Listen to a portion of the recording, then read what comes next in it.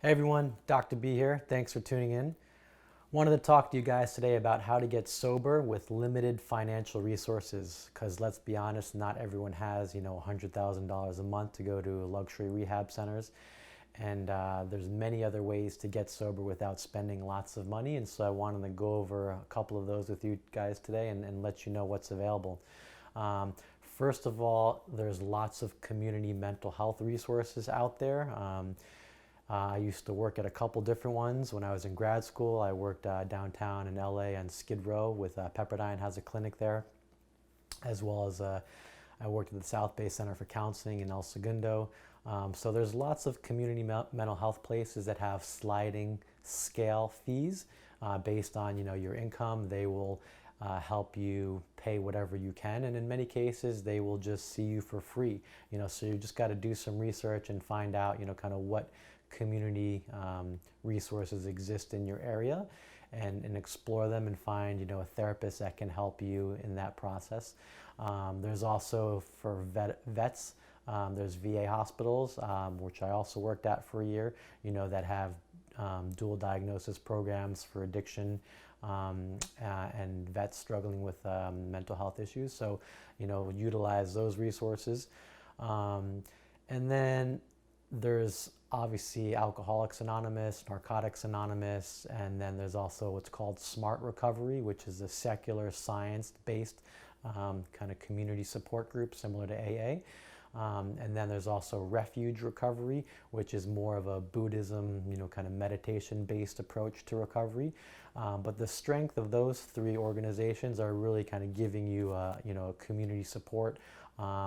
And if you live in a big city, you can go to meetings a couple times a week. They're all free, and really utilize the support people that you meet at those meetings by, kind of finding an accountability partner, someone that you can check in with, that you hold them accountable and they hold you accountable to whatever it is you're going to start doing more of in your life, whether it's doing meditation a couple times a week or going to a certain number of meetings per week.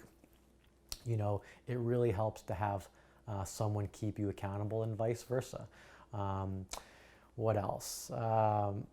You also want to create a lot more structure and routine in your life. Trying to get on a healthy sleep-wake cycle, trying to exercise more often, even if it's just going for a long walk each day, but really kind of, doing activities that kind of get anxious energy out of you. Meditation is free. It's the best thing that anyone can ever start to do more of, and there's so many free meditations online that you can just Google and follow. Doing breath work. Again, you can Google breath work online, as well as yoga. I mean, yoga is one of the best things, to help connect yourself to your mind and body and the power that you have to self-heal. One of the best things you can ever start to do in your life. And there's lots of free resources online for all those things. Finally, starting fresh by moving someplace new, kind of getting out of your old environment can really help. Because as we've talked about in past videos, your environment is a huge factor, in terms of triggers and stressors.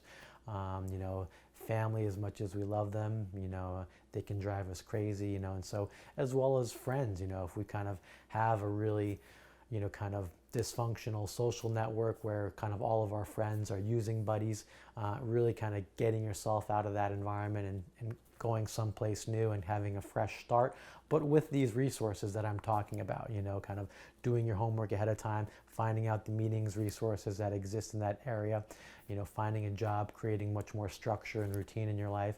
Those will be your friends.